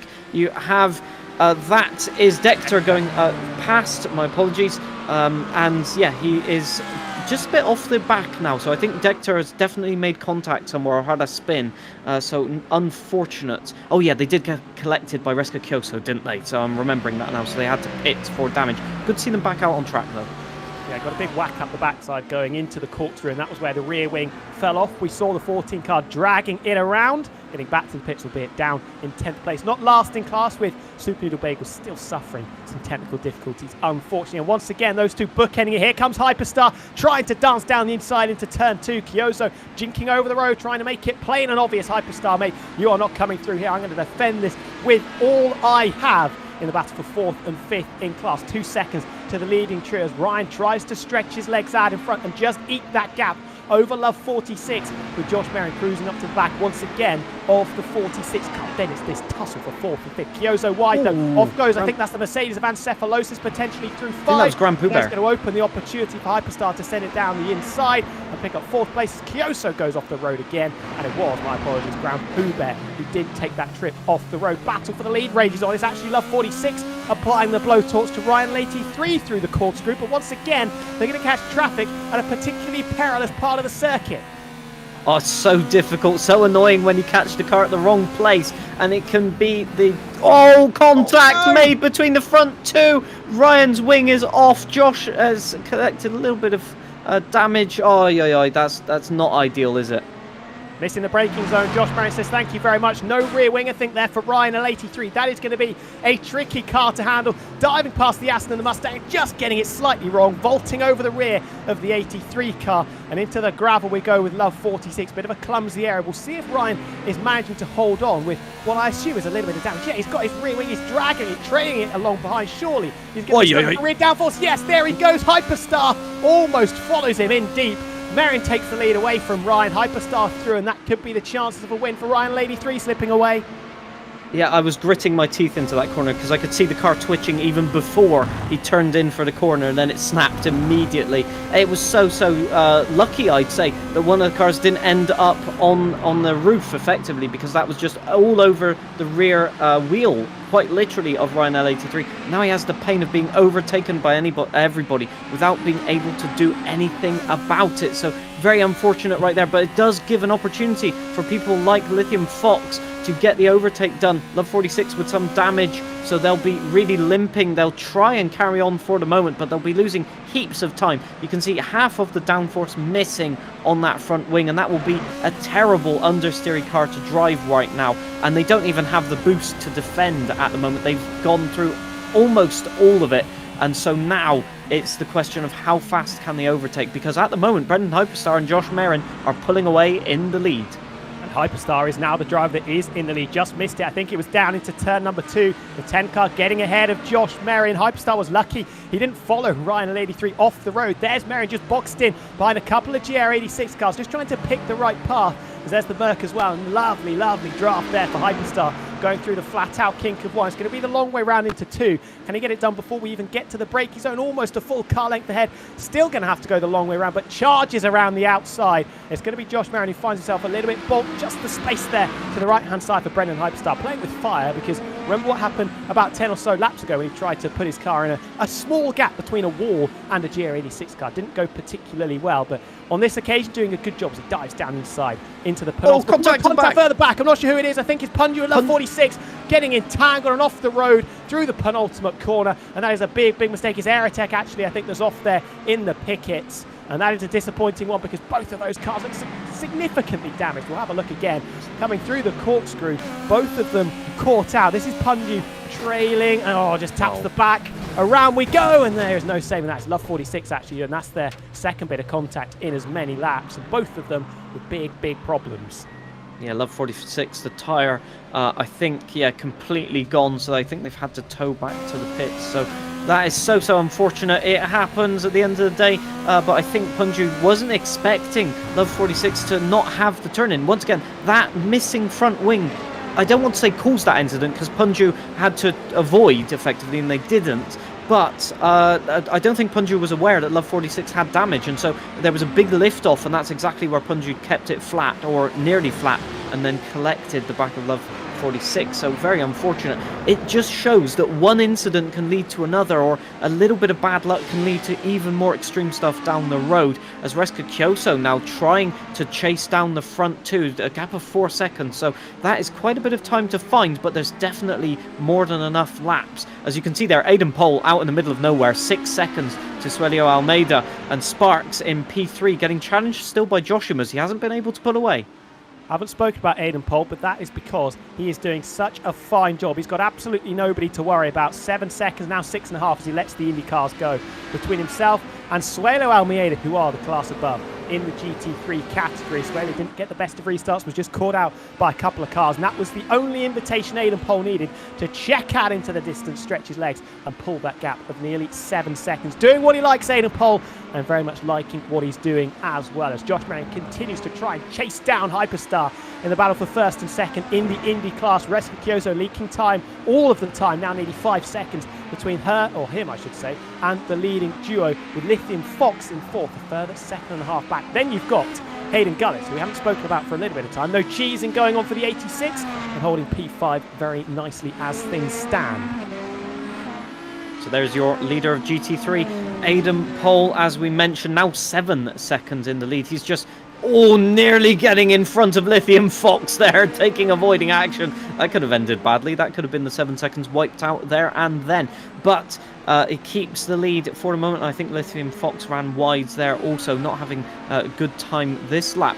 But as we mentioned, the top 4 are just in another league at the moment. Ancephalosis in P5 at the moment. Chesnoid Gaming another couple of seconds behind. But big crash into the corkscrew. Ches is off. I think he slammed into Ancephalosis, potentially off into the barriers. I wonder if that's going to be an unsafe car. You can see no, it's a GR86 car that Ches has absolutely whacked into the back of, taken the front bumper of that McLaren away. Probably a bit of suspension damage in there as well. And that is not good news. Was running pretty well, was Ches in P6, like you said. Is going to continue on, so clearly not too badly injured by that one, as we see a GR86 going very wide through the penultimate corner. We'll get a watch of it again. It's Ches trying to work his way through. There's Punju in front, ducking and weaving through the GR86. Ches comes in too late and slams into the GR86, innocent bystander. Ches just a little bit too brave there into the break, so tried to make up places that weren't there for him. I can guarantee you Chesnoid was saying sorry before he even made contact then, because that was just maybe 10 meters too late on the brakes. Just trying to follow the IndyCar through.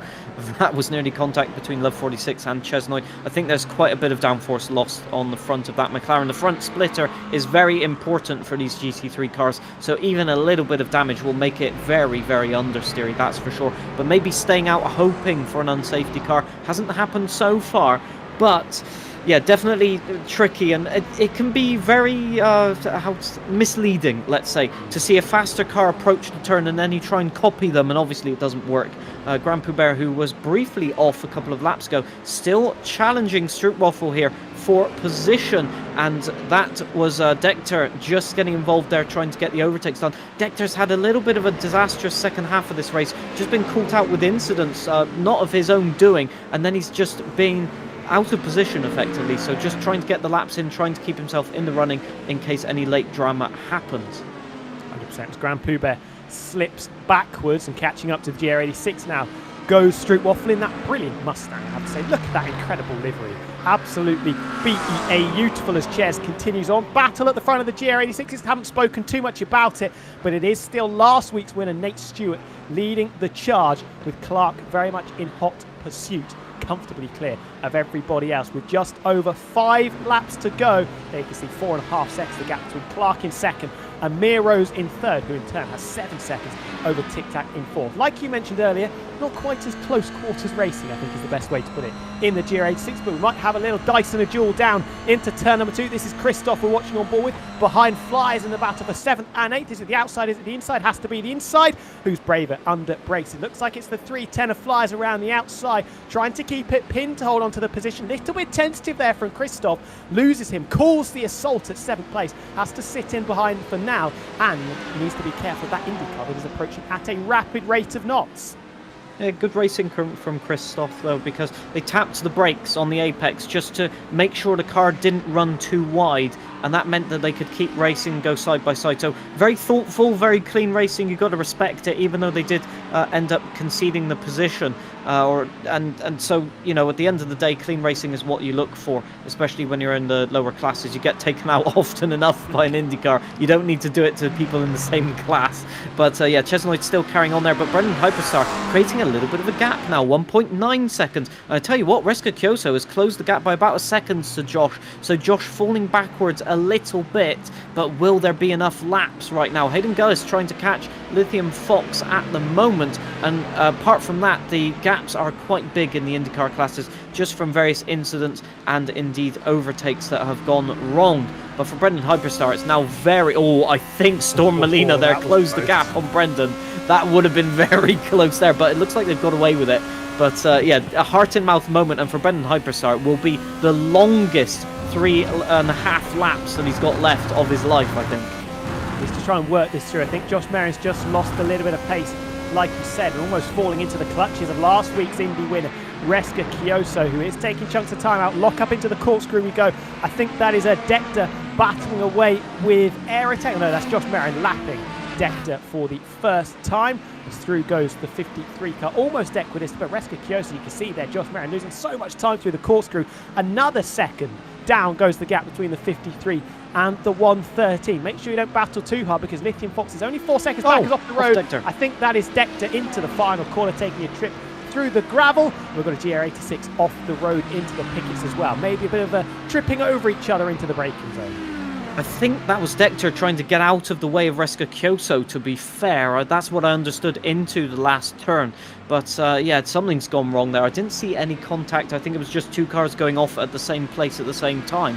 But there's no damage on the cars, that's for sure. They can carry on running. But again, it's at the end of the race where you go for those sort of questionable moves, because you know you don't have any time left and you're trying to catch up. And paradoxically, that's meant that Reska Kyoso, after gaining a second, has now lost the seconds to Josh Merrin. And Brendan Hyperstar has got caught up in something here, because he's lost a second to Josh Merrin as well. Oh, up the inside, that was so close to disaster once again for Josh Merrin. He's laying all of the cards on the table and a little bit more in his attempts to catch Brendan Hyperstar. Joshima's having to jump out of the way onto the gravel as well. This is maybe setting up for a grandstand finish here, as all of the drivers are leaving nothing on the table, pushing for 110% performance.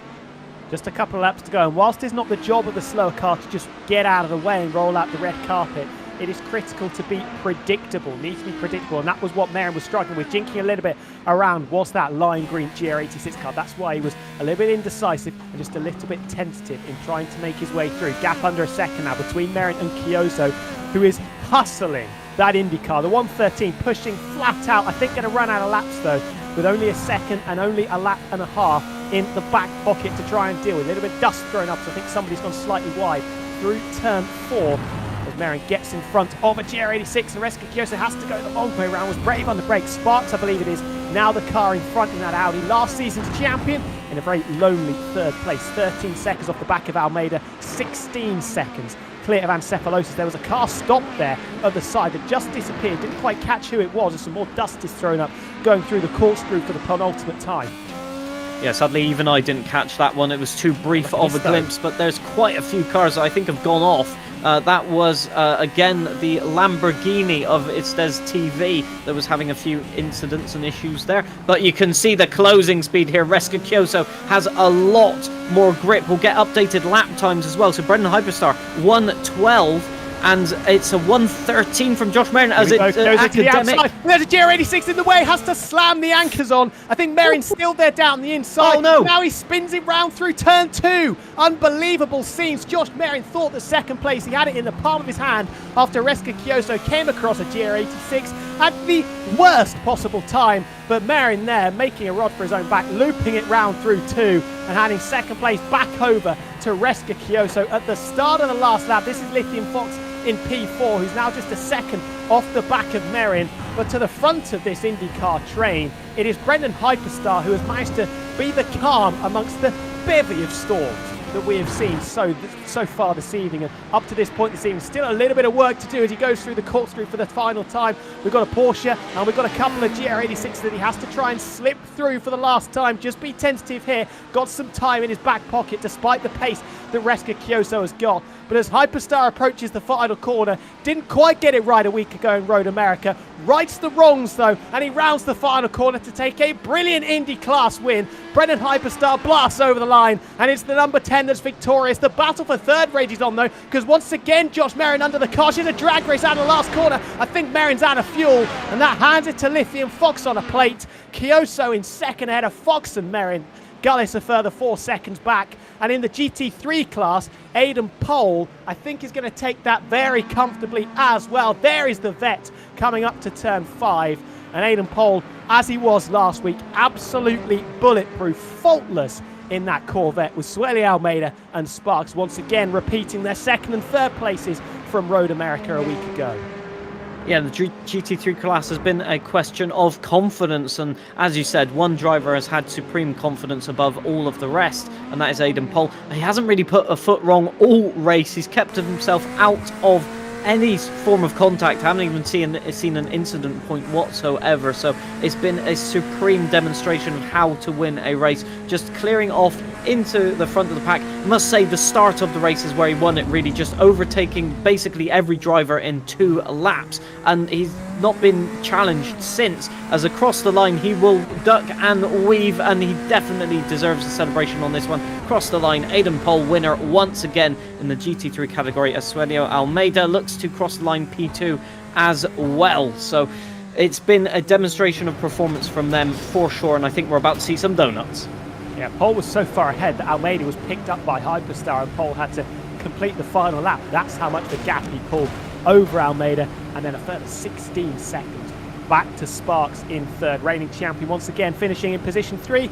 But what a race that was. We expected carnage. We got carnage. Aidan Pole doing some donuts as somebody blast past at full pelt into the barrier. Of course, who else would it be other than Hayden Gillis? As we've got, I think that's the Aston Martin of Storm Molina upside down on top of Ryan 83, as we all get entangled and acquainted with barrier and the tyre walls at turn 2. Yeah, I think a lot of cars have had overheating tyres in the last couple of laps. That was an intense last stint, and they're taking it out on each other now, just with a little bit of argy-bargy, because, you know, at the end of the day, it's been a tense race, and they need to take it out some way, and I don't blame them whatsoever. But here we go for the results. Brendan Hyperstar taking that victory. Supreme performance to come back from what was a difficult safety car period. Reska Kyoso P2 after that disappointing last lap for Josh Merrin, just spinning as well. A clean overtake though from Reska Kyoso, very ambitious, but it worked out. Lithium Fox P3, a couple of 5 seconds back with Hayden Gillis P5 in the end. Aerotech, after a brief stint in the lead, P6. Ryan L83 having, well, just no luck whatsoever this race. Had the pace though, was the fastest car on track for most of the race. Punju P8, again a driver that led, and the last person on the lead lap, with Decter and Love 46 laps down, sadly. Yeah, Super Noodle Bagel also had a bit of a stinker out there. Aidan Pole was comfortably clear out in front, and once again takes the win ahead of Suelio Almeida and Sparks. Bit of GT3 deja vu from a week ago with Ancephalosis, a very solid P4 ahead of Storm Molina and Chesnoid Gaming, minus the front bumper of that McLaren. Joshma started from pole, tumbled down, worked his way back up to 7th, ahead of Grand Poubet. Stroop Waffle and Josh's corner were very much embroiled in a couple of battles out there, with Des ending up 5 laps down for family-friendly fun, friends forever, himself and Punju. And then, once again, the winner in the GR86s, it is Nate Stewart and Clark finishing 8/10 of a second back once again, but this time it gets him second, 10 or 18 seconds clear of Tic Tac, who did dispossess, gosh damn, of third right at the death. Vipin P5 headed Diam Gal. Christoph, Mia Rose was up inside the top 3 for a lot of that race as well, with Elbert and Flyers completing the top 10. And in 11th place, the last of the finishers, I can't quite remember who it was. It was Young Quest. I've just remembered it. I've got it written down. Young Quest coming home in 11th place, 4 laps down, I believe it was. 5 laps down. But what a race. That was very, very exciting, wasn't it, John? A lot of fun, a lot of battles, and a lot of controversial and big, big firework moments as well. Yeah, for sure. I mean, the amount of overtakes that I saw that could have gone wrong, that didn't go wrong, you got to say for the drivers today, although there were some incidents, they did a supreme job of keeping it reasonably clean. I think I'm sure, at least into the Andretti hairpin, nobody expected the closing pace to be that quick. That was impressive, especially at the end with Reska Kyoso. I thought I'd have enough time to read the lap times just going into the last lap, but oh no. Oh boy, did Reska Kyoso just chuck one round the outside. And just to see the closing speed with that GR86 locking the brakes up, it could have been disastrous. But I think the people that have got the good results today have been the ones that have kept it clean and have been, clear thinking and quick thinking in terms of avoiding action. 100%. Well, speaking of somebody who kept it clean, for the majority of the race, Brendan Hyperstar, the winner of the IndyCar class. And Brendan, that looked like a very topsy-turvy race, not just for yourself, but for everybody involved. I was talking to Chesnoid last week. I basically told him, like, if you just keep your car on the track don't get a drive-through, for instance, you'll probably finish pretty well, because I figured something was going to happen to everyone at some point. I think I had slightly more happen to me than others. I was leading kind of comfortably the first stint, and then my wheel just disconnected. I'm pretty sure I know what the cause might be, but I don't know. But either way, we're stuck in the back for a little bit. Then it came back our way. We also caused a massive crash on the front stretch, which I'm not proud of, but it was pretty crazy. Could you give us a run through of that crash? Because from the cameras, it just looked like a misjudgment. Was there any other elements to take into account for that one? I could have gone middle, but I think there still could have been a crash, because that Toyota on the driver's right was going to have to turn eventually, and he probably would have just clipped me and not through any fault of his own. I thought that the best hole was on the left, and then it closed up, and then took a couple of cars with me. I feel like even if I lifted, someone else was going to go and try and go through, and would have resulted the same. So I don't know if it was avoidable, but I hope the crash looked cool on the broadcast anyway. I'll have to go back and watch it. Definitely did. I mean, it was like 10-pin bowling down there into one. We spoke about it, and that's kind of what caused that crash in the first place. The GR86s and the GT3s, how difficult was it? The closing speeds, the blind crest as well that you had to deal with, the corkscrew in particular. It looked like a real battle out there just to survive for the majority of it. Yeah, it was tough. And someone mentioned in the race too that, it was dusk in sims. The race started like 6:3 p.m. sim time, and it got darker and darker. And of course, IndyCars don't have lights, and we're incredibly small cars to begin with. So, I had to be a little bit more careful towards the end, because GT cars were just taking their line, and if they had sideswiped me, right, I kind of put myself in that position. So today was all about making the fewest mistakes, because I definitely made a lot of mistakes, but we came out on top in the end. How difficult was it maybe to figure out the strategy mid-race when all of the unsafety cars were happening? Did that have a big incidence on your race, or do you think you got a bit lucky with that one? We definitely benefited from our own crash, which brought out the safety car, because at the very least, it kind of happened right at a point where everyone could pit for fuel. But unfortunately, a lot of the field still had auto fuel enabled, which underfueled them. So a couple cars had to save. So I didn't have to save. I always go to these races, I figure out like the clean air fuel number and put it in my dash, and it always tells me add this at whatever point you are in the race. So if I ever have to fuel save, I can at least work backwards from there to see like what my number is. So I drive the IndyCar a lot, so it's easy for me to say it's easy to strategize, but driving this car is pretty straightforward for me. And just looking ahead to the next race in a couple of weeks' time, Indy Road Course. No, is it Indy Road Course? I think it is. If it is, I want to forget it because it's not a good track of mine. Well, I was going to say, how are you feeling going into it? I mean, technical challenge, I think is the best way to describe it.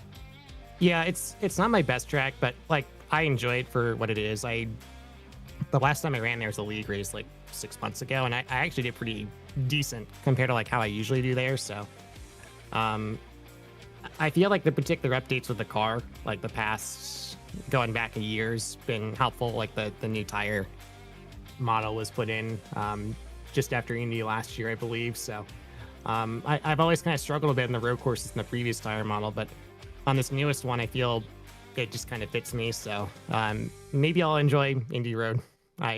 It's definitely gotten better for me for sure. Perhaps allow me to put it in this context then. You're picking up quite a decent amount of points on the road courses. So when we go to the ovals, you're looking in a pretty good spot.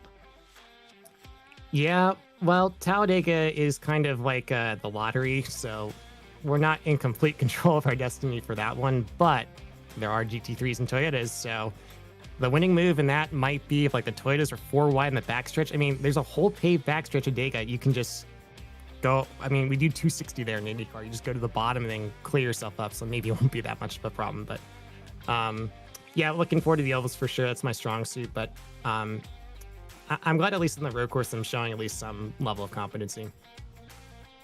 Well, thank you very much for talking to us, Brendan. Congratulations as well on your victory. Very, very well executed, even if there were a few dramas littered in there. Go and enjoy the rest of your evening, and we'll see you in a couple of weeks' time for Indy Road.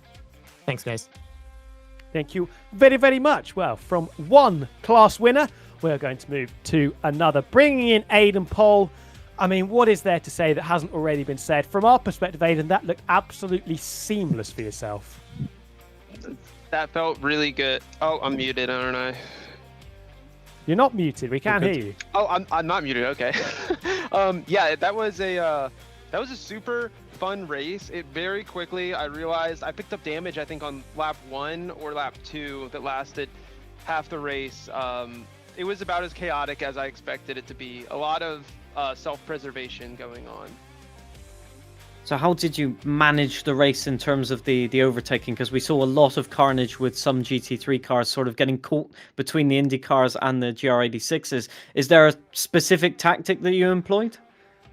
The only tactic I can think of, it did happen once where I literally got caught between them, is to be in the middle. Because if you're in the middle, somebody else is going to get spun and you'll kind of get stuck there, which did happen actually a couple of times where somebody was passing on each side and you just hold your wheel straight and pray. I killed a couple of people against my own will that way. Yeah, I think it was really just about being super hesitant. Passing GT3s was honestly the most difficult thing because they can battle really well. And there were a couple of guys that I had to, took 2 or 3 laps just to make a move on, which came back to just making the easiest move. Going around the outside was like a no-go for me this race. You mentioned last week that the Corvette that you're in might not suit Laguna Seca as much as it suited Road America. Didn't look like it held you back too much from the outside, though. Yeah, I guess I hadn't driven Laguna Seca in a while. It's a lot of 90-degree corners, and that's what the Corvette is good at. Especially with the good weather we had, it was like almost gonna rain, so the track was really cool. And with that cool temperature, the outside tires through a lot of these sweepers in the Corvette, you just feel like you have unlimited grip. It almost feels like a formula car. You load them up and it never stops. As soon as you get into hot temperatures, that's when you start seeing some 4-wheel slides with it. But the nature of a lot of these corners, I think, actually did end up suiting that car a lot better than I thought.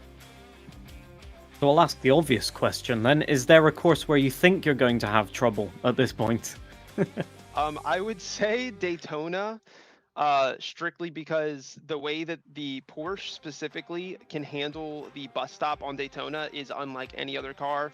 So that one's on my radar. I know that's going to be coming up, and I'm not super excited about that. Daytona was officially on iRacing's race list just a couple weeks ago, and it was only Porsches. That was the only car you saw there. It was the only one anyone drove. there's probably going to be a couple more tracks like that. I'm honestly not too familiar with GT3, so I don't keep up with what's the strongest where. But it feels like a car that will be okay everywhere, honestly, and shine at certain places. I don't think it's going to be somewhere that has big trouble anywhere. The more I drive it, the more I realize that this is a really good car.